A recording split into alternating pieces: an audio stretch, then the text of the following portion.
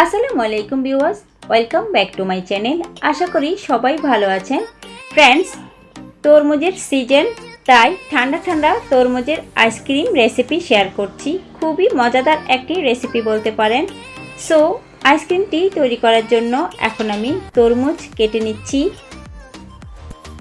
যতটা সম্ভব ভালো মানের তরমুজ নিতে চেষ্টা করবেন, এতে করে আইসক্রিমটা দেখতে খুব ভালো হবে, খেতেও খুব ভালো হবে।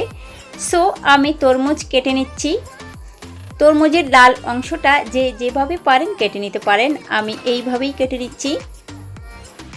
ফ্রেন্ডস, যারা এখনও আমার চ্যানেলটিতে সাবস্ক্রাইব করেননি তাদের কাছে অনুরোধ রইল চ্যানেলটিতে সাবস্ক্রাইব করে দিবেন আর লাইক বাটনে ক্লিক করে দিবেন। এতে করে পরবর্তী ভিডিওর নোটিফিকেশন আপনার কাছে খুব শর্টকাটে পৌঁছে যাবে।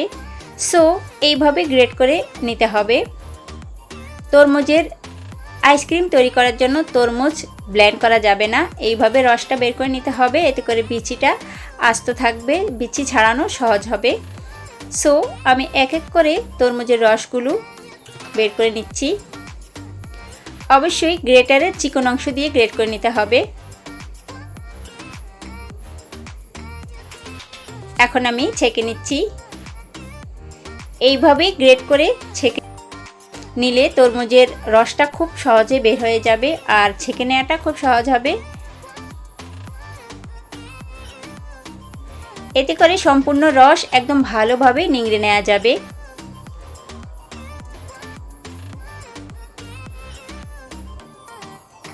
ফ্রেন্ডস, দেখতেই পাচ্ছেন বিচি আর তরমুজের রাবিশগুলো খুব সহজে আলাদা করে নিয়েছি।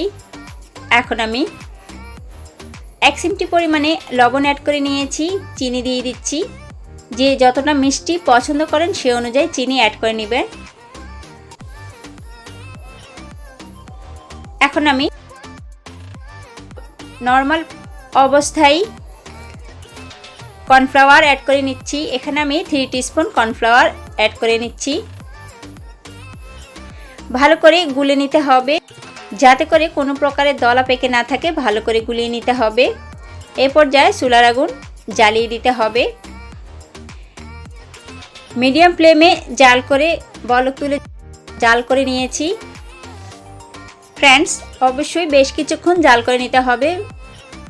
এটা ঘন হয়ে যাওয়া পর্যন্ত জাল করে নিতে হবে। সো এখন আমি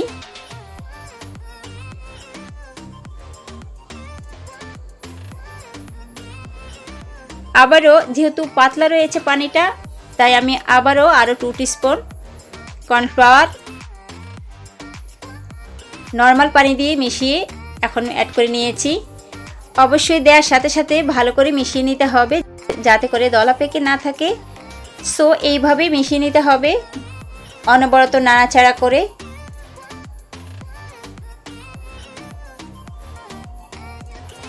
যতক্ষণ পর্যন্ত অনেকটাই ঘন না হবে ততক্ষণ পর্যন্ত জাল করে নিতে হবে।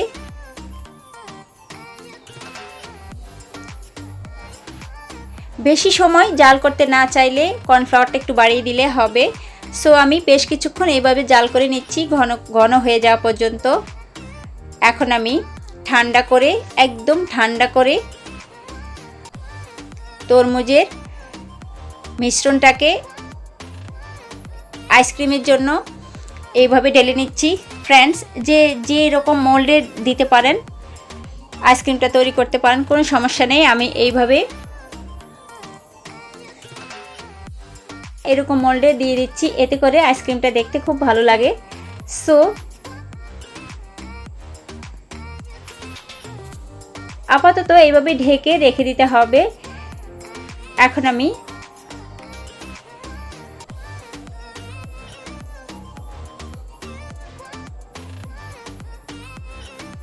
এইভাবে বাজারে কেনা মোল্ডে দিলেও দেখতে খুব সুন্দর হয়, আইসক্রিমটা দেখতে খুব ভালো হবে।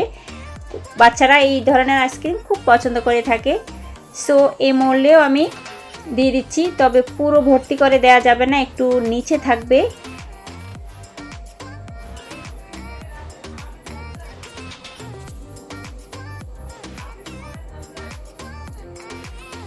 ফ্রেন্ডস, এখন আমি কাঠিগুলো লাগিয়ে দিচ্ছি।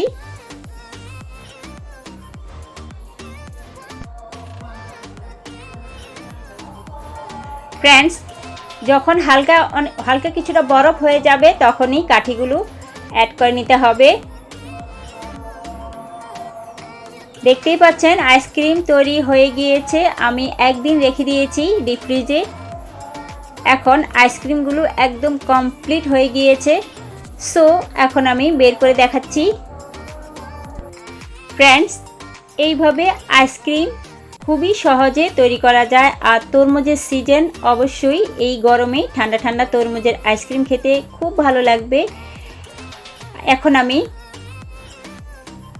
এই মোলগুলো থেকে এইভাবে একটু নিচ থেকে ধাক্কা দিলে আইসক্রিমটা খুব সহজে উঠে আসবে।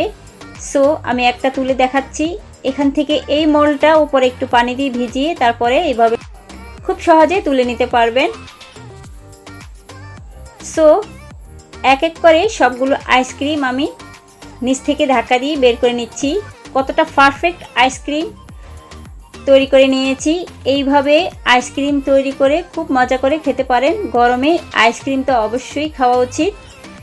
বাইরের আইসক্রিম না খেয়ে বাসায় তৈরি করে নিতে পারেন খুবই মজাদার তরমুজের আইসক্রিম। সো এইভাবে তরমুজের আইসক্রিম তৈরি করে এই গরমে খুবই মজা করে তরমুজের আইসক্রিম খেতে পারেন। খেতে ভীষণ ভালো লাগবে। আশা করি তরমুজের আইসক্রিমটি আপনাদের ভালো লেগেছে। আর ভালো লেগে থাকলে অবশ্যই চ্যানেলটিতে সাবস্ক্রাইব করে দেওয়ার কথা ভুলবেন না।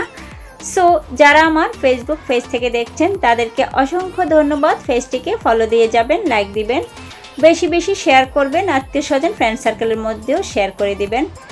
সো আশা করি ভিডিওটি ভালো লেগেছে। সবাই ভালো থাকবেন, সুস্থ থাকবেন। আল্লাহ হাফেজ।